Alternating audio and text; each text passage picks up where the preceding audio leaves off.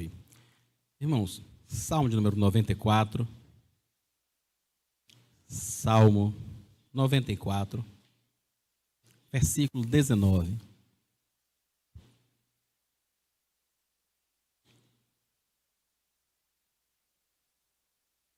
Diz assim a palavra do Senhor. Salmo 94, 19. Multiplicando-se em mim as inquietações, as tuas consolações me alegram a alma.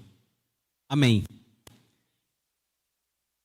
Irmãos, nós vivemos em um mundo caído, em um mundo onde o pecado tem afetado praticamente todas as áreas da nossa vida, né? Todas as áreas da existência.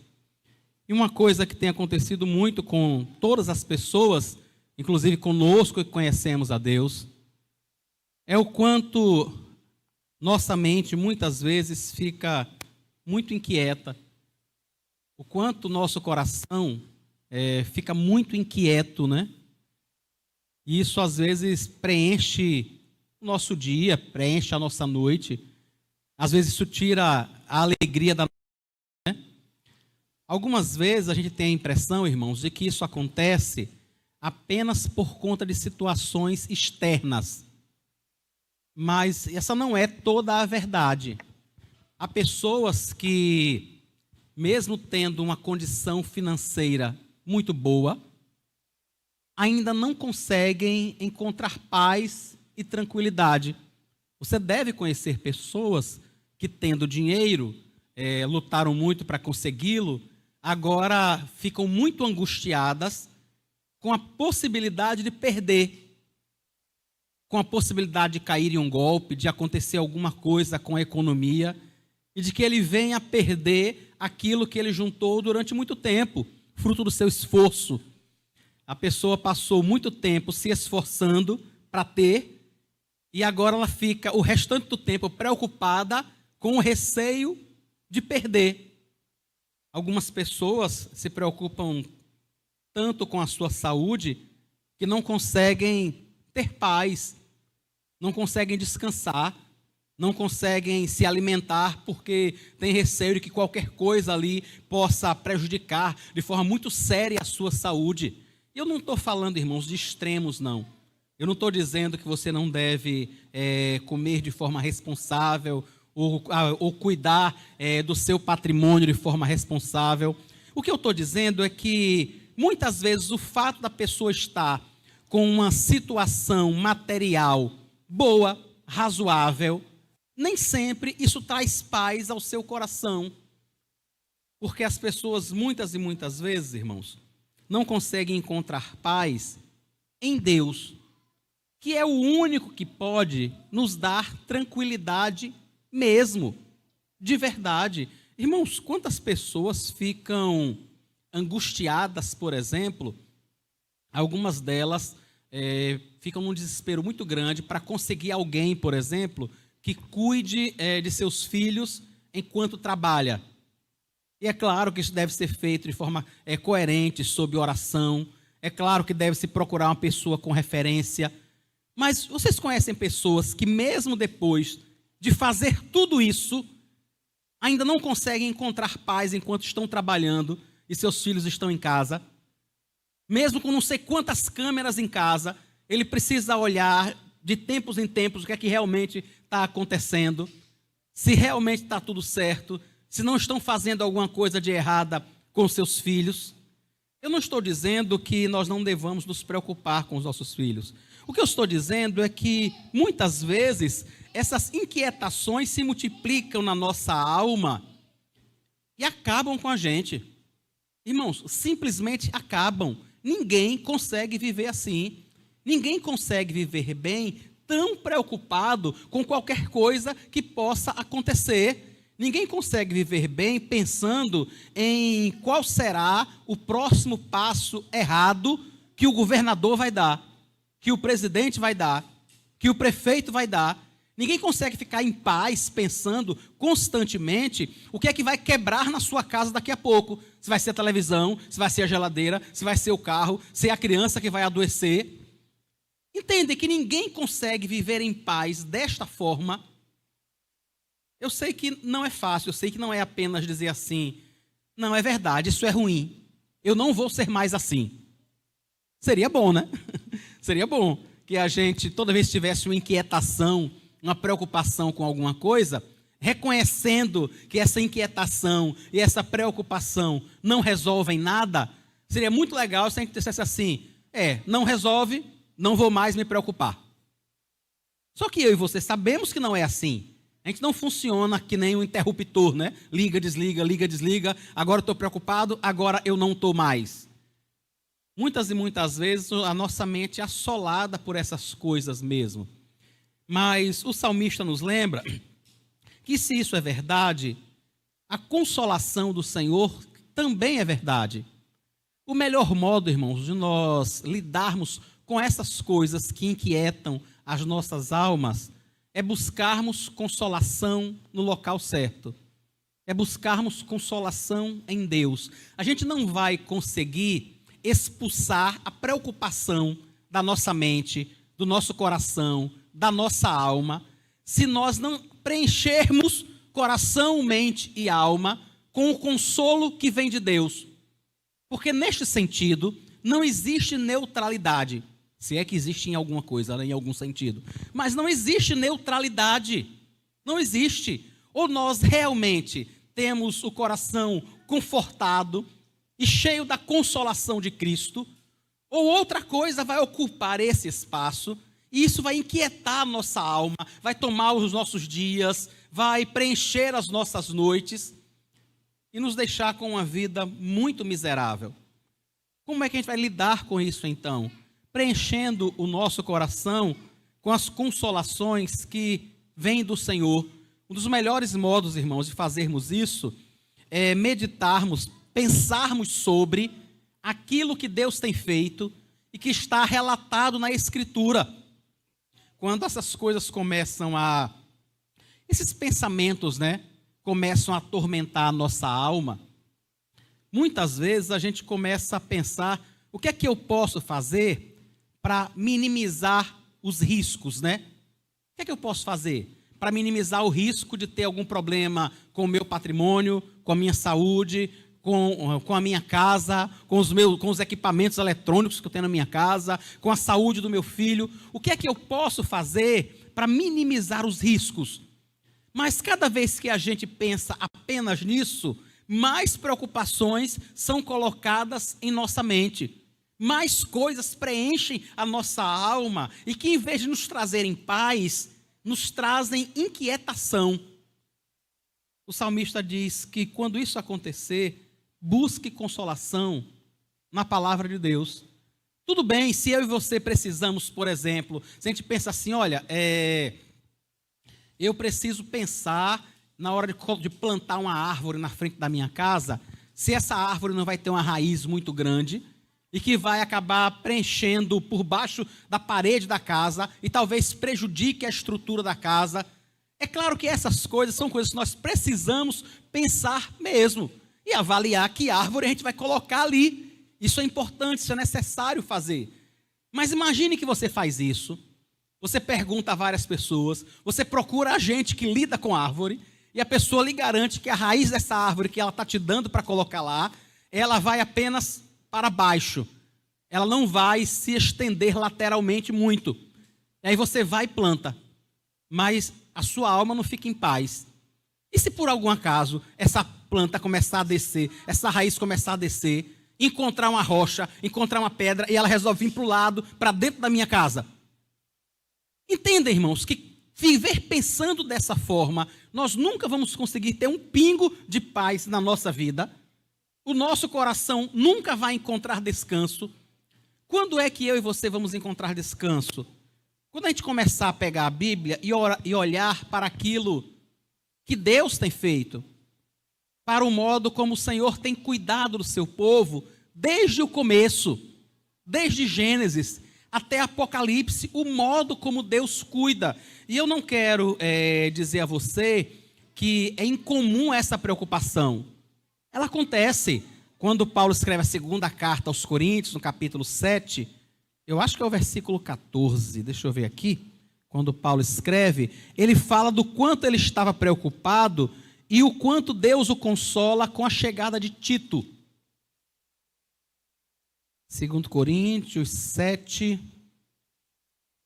versículo 5 e 6. Porque quando chegamos à Macedônia, não tivemos nenhum alívio. Pelo contrário, em tudo fomos atribulados, lutas por fora, temores por dentro. Estão vendo que existem temores mesmo e que assolam qualquer pessoa? Temores por dentro. Porém Deus, que consola os abatidos, nos consolou com a chegada de Tito. Então, se é verdade que há essas lutas por fora e esses temores por dentro, também há o consolo de Deus. Deus providencia modos, providencia jeitos, formas de consolar a mim e a você. E é a esse consolo que nós deveríamos nos apegar, em vez de nos apegarmos à preocupação. Porque quanto mais, irmãos, nós nos apegarmos ao problema, pensarmos sobre aquela dificuldade que pode até ser que exista e pode ser que não exista, mais angustiada vai ficar a nossa alma.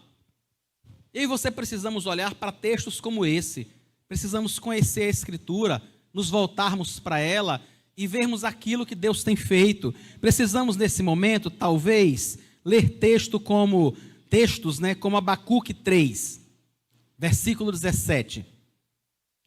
Ainda que a figueira não floresça, nem haja fruto na videira, ainda que a colheita da oliveira decepcione, e os campos não produzam mantimento, ainda que as ovelhas desapareçam do aprisco, e nos currais não haja mais gado, mesmo assim, eu me alegro no Senhor, e exulto no Deus da minha salvação. O Senhor Deus é a minha fortaleza, Ele dá aos meus pés a ligeireza das corças, e me faz andar nas minhas alturas. É nisso que eu e você precisamos pensar, quando as tribulações, as angústias, as lutas por fora e os temores por dentro nos cercam. Porque esses dias existem, esses dias chegam, e chegam para todo mundo. E o Senhor já nos presenteou, já nos indicou o que fazer, já nos deu o remédio. Quando essas coisas começarem a atormentar sua mente, volte-se para a palavra. Volte-se para a Escritura. Algumas pessoas dizem, quando estão muito angustiadas, dizem assim: mas você acha que ficar orando e lendo a Bíblia vai adiantar de quê? De que é que vai adiantar? Não é? A angústia, o desespero é tão grande, irmãos, que elas acham que, por exemplo, orar e ler a Bíblia não vai adiantar. Mas ficar preocupado, andando de um lado para outro, ficar desesperado e chorando, vai. Vocês sabem que não vai. Eu sei que não vai. Mas entende quantas e quantas vezes é essa a nossa opção, mas não tem que ser essa. Não tem que ser. A nossa opção pode ser de meditar naquilo que o Senhor tem feito. Não só na nossa vida, mas na vida de tantas pessoas, o quanto o Senhor tem sido misericordioso, o quanto o Senhor tem sido bondoso, e até lembrar, irmãos, da nossa vida, quantas e quantas vezes nós achamos que o cenário seria tão ruim, e o quanto Deus reverteu, o quanto Deus operou de forma miraculosa, ontem à noite a nossa ideia era fazer comida para uma média de 180 a 200 pessoas, até porque na cantata do ano passado teve mais ou menos 160. Então, assim, vamos botar 180 a 200 pessoas. Gessé me disse que parou de contar ontem em 300. Ele só chegou em 300, a gente já parou de contar, já tem gente bastante. E aí a gente olha para a comida, a gente olha para as coisas e diz, vai dar certo, Deus é bom, Deus é misericordioso. E Deus providenciou mesmo, irmãos. Graças a Deus, Deus providenciou, Deus supriu. Quando as coisas estiverem muito ruins para você, quando você estiver sendo tentado a ficar muito angustiado com algumas coisas, por exemplo, você fez comida para 180 pessoas e tem 300, já que não vai adiantar, já que é pouco provável que caia a comida do céu, já que é pouco provável que você vá providenciar comida na hora, preencha seu coração com algo que pode te trazer calma. Até porque o contrário não vai resolver, irmãos. Entendem? Não vai resolver, não tem como. Eu e você precisamos entender que o Senhor é Deus de todas as coisas. Ele tem poder para resolver todas elas, como Ele resolveu ontem à noite. Da forma que Ele resolveu ontem à noite, Ele tem para resolver todas elas. Então é isso que eu e você precisaríamos lembrar nesses momentos. Tem alguma coisa muito difícil, muito complicada acontecendo na nossa vida agora? Olhe para momentos difíceis e complicados que aconteceram no passado e relembre a você mesmo o modo como Deus atuou na sua vida, o modo como Deus operou. Irmãos, quantas e quantas vezes o Senhor fez isso em nossa vida e por que seria diferente agora? É isso que vai expulsar a preocupação da nossa mente, do nosso coração. Talvez pessoas um tanto sem fé ainda pensem assim: pastor, tudo bem, isso vai resolver talvez a questão da preocupação. E o problema em si, como é que vai ser resolvido? Como é que vai ser resolvido o problema mesmo? Da forma que Deus quiser. Irmãos, quem tem poder para fazer todas as coisas segundo o seu querer é o próprio Deus, é o Senhor. Eu e você não temos poder para fazer as coisas como nós queremos, mas quem tem poder é Ele. Tiago, inclusive, chama esse nosso desejo de controlar as coisas de arrogância, né? Tiago diz assim: olha, você não fique dizendo que você vai para uma cidade, que você vai comprar, que você vai vender, que você vai fazer isso ou aquilo. Não diga isso. Diga assim: olha, se Deus quiser, se for essa a vontade de Deus, eu vou para tal cidade, eu vou vender, eu vou comprar, eu vou negociar, vai dar tudo certo. Se fizer isso, vai dar tudo certo. E ele lembra porque é que eu e você precisamos pensar nisso. É Tiago capítulo 4, a partir do versículo 13. Ele diz: escutem agora vocês que dizem, hoje ou amanhã iremos para a cidade tal, e lá passaremos um ano, e faremos negócios, e teremos lucros. Vocês não sabem o que vai acontecer amanhã. O que é a vida de vocês? Vocês não passam de neblina, que aparece por um instante e logo se dissipa. Em vez disso, deveriam dizer: se Deus quiser, não só viveremos, como também faremos isto ou aquilo. Agora, entretanto, vocês se orgulham das suas arrogantes pretensões. Entendem, irmãos, que querer resolver, querer que todos os problemas sejam resolvidos, é apenas uma arrogante pretensão, porque isso não vai acontecer. O que vai acontecer é a vontade de Deus. Então eu e você precisamos trazer ao nosso coração aquilo que traz esperança. Precisamos buscar o consolo na palavra de Deus para que o nosso coração fique em paz e entregar o fato em si, o problema em si, nas mãos do Senhor, sabendo que Ele vai conduzir da melhor forma para o louvor do seu nome e para o nosso bem, para a nossa edificação. Irmãos, Ele é capaz de cuidar de tudo e Ele vai cuidar e Ele tem cuidado. Então eu e você podemos descansar neles, até porque não querer descansar em Deus, achar que nós poderemos resolver todas as coisas, como diz Tiago, é ser arrogante, é ser pretensioso, é se colocar no lugar de Deus. Só Ele pode resolver tudo, irmãos. Só Ele. E pode, e vai, e está fazendo. A gente se submete a Ele, suplica a sua misericórdia, a sua bondade e a sua graça. Vamos orar e agradecer por sua palavra? Antônio, você ora por nós, por favor. Senhor, obrigado, Pai. Obrigado porque a Tua palavra sempre nos ensina, Senhor, como nós devemos proceder. Pedimos ao Senhor que tenha misericórdia de nós, Senhor. Tenha misericórdia, Senhor, porque nós somos pecadores e ficamos ansiosos e aflitos, às vezes com coisas pequenas, Senhor, para o Senhor. Ainda que sejam grandes para nós, mas sabemos que o Senhor é maior do que todas as coisas e que o Senhor tem o controle de todas as coisas, Pai. Nos ajuda a confiarmos no Senhor de todo o nosso coração e a descansarmos no Senhor a entregarmos todo e qualquer problema em Tuas mãos, Senhor, porque o Senhor é poderoso, Senhor, para resolver todas as coisas, não há nada sequer difícil para o Senhor. Obrigado porque o Senhor tem cuidado de nós, Senhor, apesar da nossa pouca fé, apesar da nossa desconfiança muitas vezes, Senhor. Tenha misericórdia de nós e fortalece a nossa fé e nos ajuda, Senhor, a nos achegarmos a Ti, Senhor, em todo instante, Pai. Ó Deus, pedimos que o Senhor continue falando conosco, falando aos nossos corações e nos dando graça, Senhor, para que possamos viver de forma agradável a Ti, Pai. No nome de Jesus. Amém. Irmãos, o presbítero Wellington vai dar um anúncio e logo depois a gente segue para a nossa escola bíblica.